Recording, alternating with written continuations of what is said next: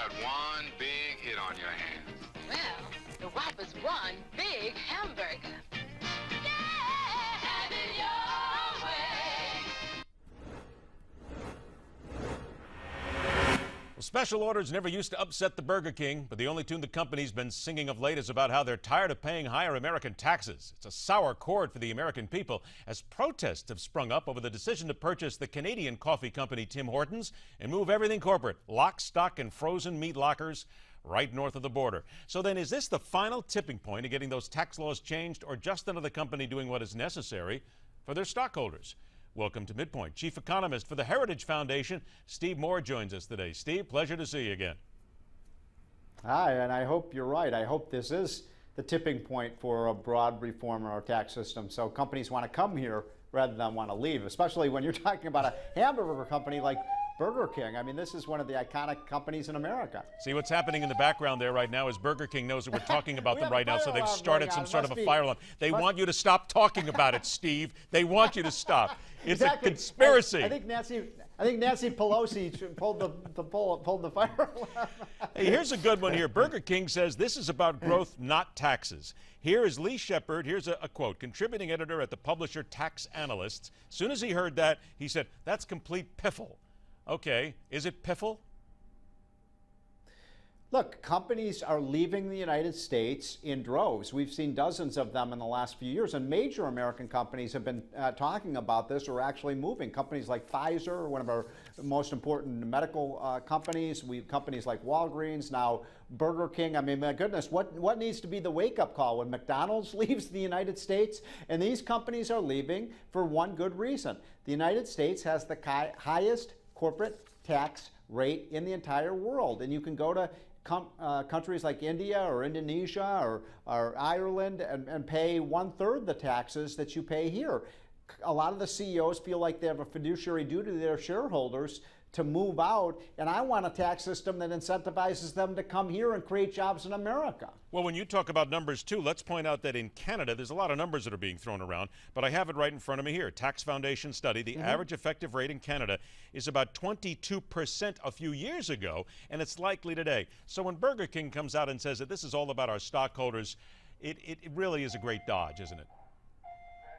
Well, it is about stockholders. I mean, the companies are in business to make money for their shareholders, right? And we're all shareholders. But I would make the case to you that this isn't just about taxes. America just isn't competitive these days in a lot of ways with respect to policy. The regulations, the banking laws, a lot of talk about raising the minimum wage here. All of these things are anti-business and make America an unattractive place to do business in. A number of reports have come out that say America ranks, about 15th or 20th in terms of, business friendliness. We need to be number one again. We need to move down that list, not in the wrong direction with all these new regulations and taxes. All right, here's a soundbite from the President of the United States talking about Congress. And I'm just going to go ahead and let it play because, quite frankly, Steve, I bet you've heard this a million times before. Our audience has probably heard it. So let's go ahead and set it up. Here's the President. We don't want to see this trend grow. We don't want companies who have up until now been playing by the rules suddenly looking over their shoulder and saying, you know what, some of our competitors are gaming the system and we need to do it too. That kind of herd mentality, I think, is something we want to avoid, so we want to move quickly. Talking about closing the tax loophole. Okay, Steve, we've heard it over and over again. What's stopping it? What's the thing? What's the linchpin that's got to go here in order to get this done? Well, first of all, what the president says, there's there's kind of, I shouldn't say a lot of truth, but some scintillas of truth in what he's saying. He is exactly right. Unless we fix this, you're going to see more and more iconic American companies leave the United States, and they will leave for places like Ireland and China and India and other countries. So how do you prevent them from leaving or incentivize them to stay? Now, the president thinks the way to do that is essentially build the equivalent of a Berlin Wall so they can't come out.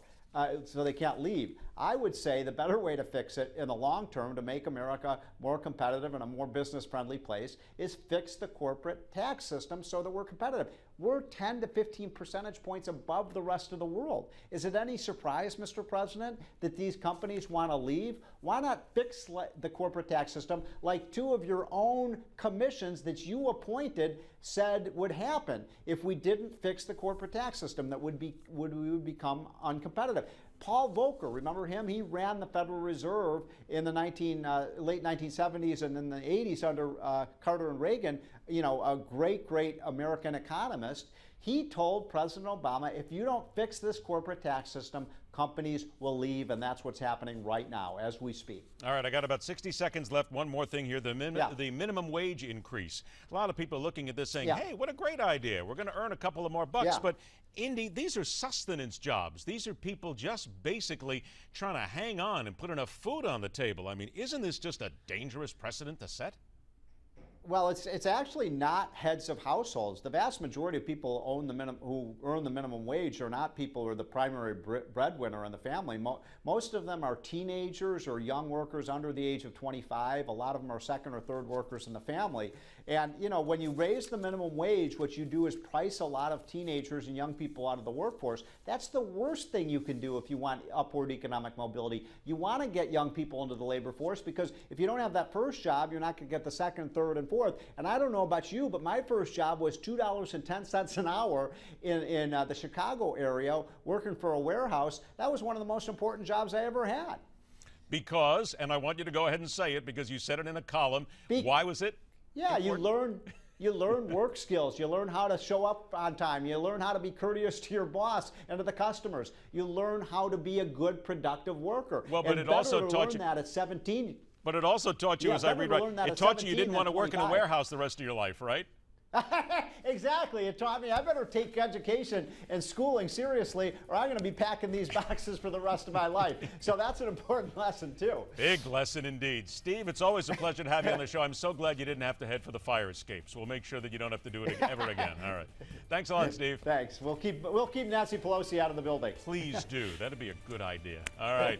Next hour here on MidPoint, the man now forced to watch two of his friends beheaded by terrorists. And coming up next, one question for the American public. Let's see if you want to answer.